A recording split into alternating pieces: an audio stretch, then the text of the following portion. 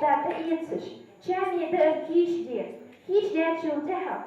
Хоза шу оттади дезач квачи, газняк от Хадижа, массыза ёлжи. Региональный этап проекта «Ингушетия в словах и лицах» начинается с самого творческого задания – представления своей команды, ее участников и девиз. С этим здесь все справляются оригинально. А уже после вопросы. Тематика самая разная. История Ингушетии, ее выдающиеся лица, даты и не только. Данный проект реализовывается при грантовой поддержке Министерства по внешним связям, национальной политике, печати и информации Республики Ингушетия.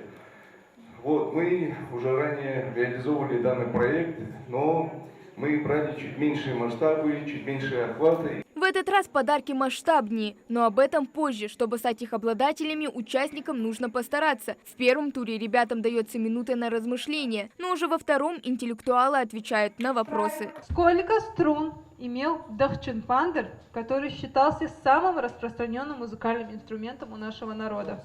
Здесь важно поднять флажок выше и быстрее. У каждой команды свой цвет. За звание самой эрудированной сегодня борется 6 школ. Готовились мы очень долго, на протяжении недели, 2 недель. Очень переживаем, надеемся на победу.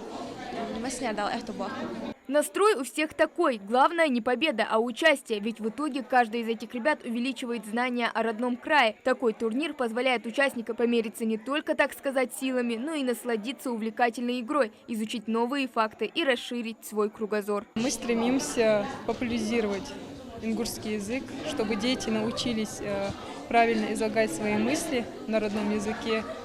И, конечно, чтобы в дальнейшем эти знания помогли им по жизни. У нас планируется всего 10 мероприятий. Это будет и школьные этапы, и муниципальные, естественно, региональные этапы.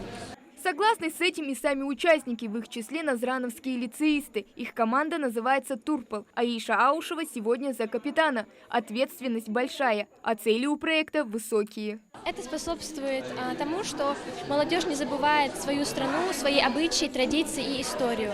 Поскольку мы маленький народ, для нас это очень важно, мы должны это помнить и передать последующим поколениям. Что нового ты узнала за момент подготовки?